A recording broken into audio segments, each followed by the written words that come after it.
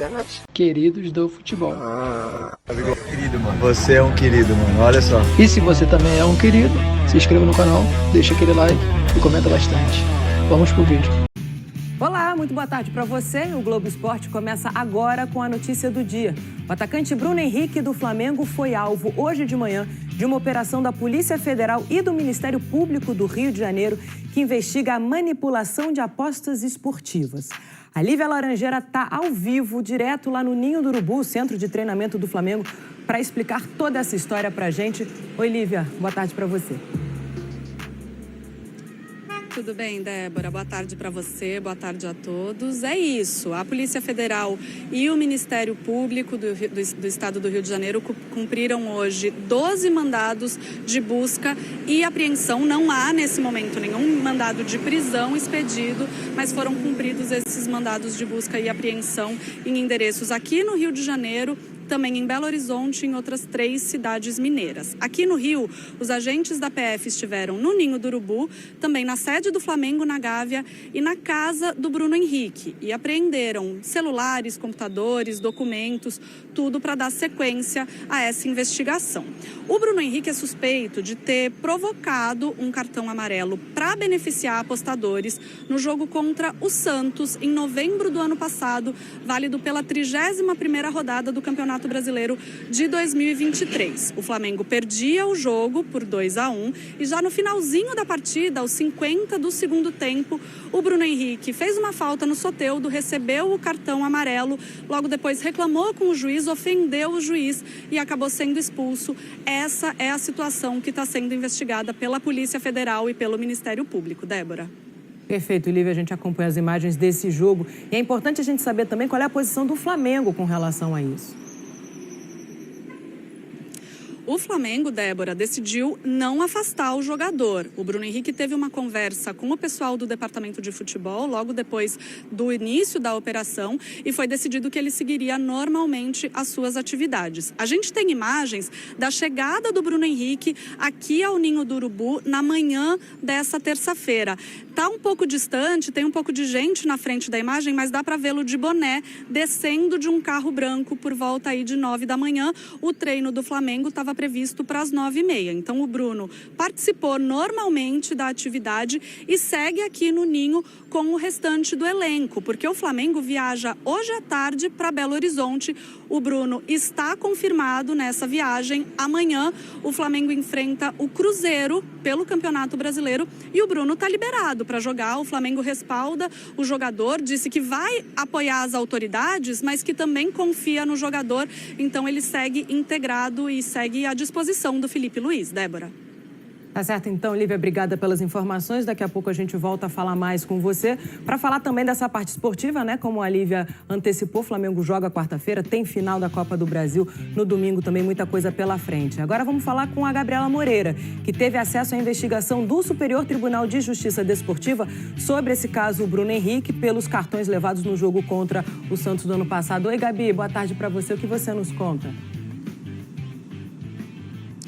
Oi, Débora, boa tarde para você, boa tarde para todo mundo. É importante destacar que essa investigação do STJD, ela corre em paralelo da investigação da Polícia Federal. Em agosto desse ano, a CBF encaminhou para o STJD as informações sobre a possibilidade de manipulação de apostas por parte do Bruno Henrique. A CBF, na verdade, o STJD encaminhou para a Esportes Radar, que é a agência credenciada pela FIFA para fazer esse tipo de investigação. E a agência concluiu que não houve irregularidade por parte do jogador. O STJD fez a sua própria análise e concordou com a Esportes Radar, basicamente por 3 motivos.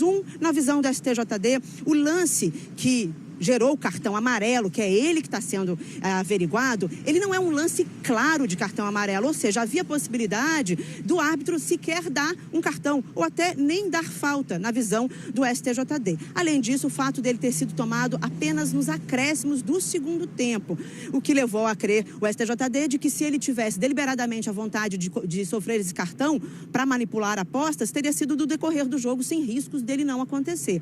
E terceiro, concordou com a análise do próprio jogador, a defesa do Bruno Henrique, ele foi ouvido, em que diz que é comum jogadores forçarem cartões amarelos nas vésperas de partidas importantes. E era o caso. O Flamengo enfrentou o Fortaleza na sequência do Santos e depois pegaria o Palmeiras. E aí sim, o Bruno Henrique não queria estar fora do jogo contra o Palmeiras, porque ainda sonhava em ser campeão brasileiro. Bom, além disso, os valores das apostas, de R$ 1.500 a lucros até de R$ 6.100. Eles entenderam que não era o suficiente para uma manipulação. A gente tem agora o Martim Fernandes, jornalista, para falar para a gente, explicar por que a investigação da Polícia Federal corre. Essa investigação começa com um alerta emitido por 3 casas de apostas que notaram a abertura de contas 24 horas antes do jogo entre Flamengo e Santos e uma movimentação incomum de apostas em o Bruno Henrique tomar cartão. Esse alerta é enviado para a CBF, que então repassa para o STJD e para a Polícia Federal. O STJD analisou o caso do ponto de vista esportivo e não viu ali motivo para abrir uma investigação, até porque o STJD não tem poder de polícia, não tem como ter acesso ao celular do jogador, não tem como pedir busca e apreensão. E o STJD também levou em consideração o fato de o jogador estar pendurado. Ele já tinha tomado 2 cartões amarelos, se ele tomasse o terceiro como tomou, ele seria suspenso no jogo seguinte. A Polícia Federal, sim, abriu uma investigação a partir desse alerta e começou a trabalhar para estabelecer uma conexão entre o jogador e os apostadores. Vale lembrar aqui que o Bruno Henrique está só sob suspeita, ele não foi indiciado, muito menos condenado. A gente ainda não tem como saber quais vão ser as consequências esportivas e nem criminais desse caso. Agradecendo, então, as informações do Martim e da Gabi para esclarecendo mais esse caso. Daqui a pouco, a gente volta com a Lívia ao vivo do Ninho do Urubu com outras informações. Até porque o Flamengo joga amanhã pelo Brasileirão, não é mesmo? Falando agora do Fluminense, o time está com 5 do Urubu agora para falar de bola, né? Porque o Flamengo joga amanhã pelo Brasileirão e domingo tem também a finalíssima da Copa do Brasil. Lívia, você já até antecipou para a gente que o Bruno Henrique viaja com o grupo, né? Viaja sim, Débora, mas 5 jogadores não viajam, o Flamengo divulgou agora. São eles Gabigol, Arrascaeta, Gerson, Léo Ortiz e o Wesley. Segundo a nota divulgada pelo clube, os jogadores permanecem no Ninho do Urubu em tratamento no departamento médico. Não foram divulgadas lesões, mas eles estão se recuperando de olho, claro, na final contra o Atlético Mineiro no domingo. Mas só recapitulando, Bruno Henrique viaja, apesar dessa operação que investiga uma possível manipulação em um jogo do ano passado. O Bruno Henrique segue integrado à delegação, vai para BH, participa desse jogo contra o Cruzeiro, se for do desejo do Felipe Luiz, e retorna logo depois do jogo aqui para o Rio de Janeiro. Débora. Certo, então, Lívia, obrigada pelas informações. Bom trabalho para você. A vida segue no Flamengo.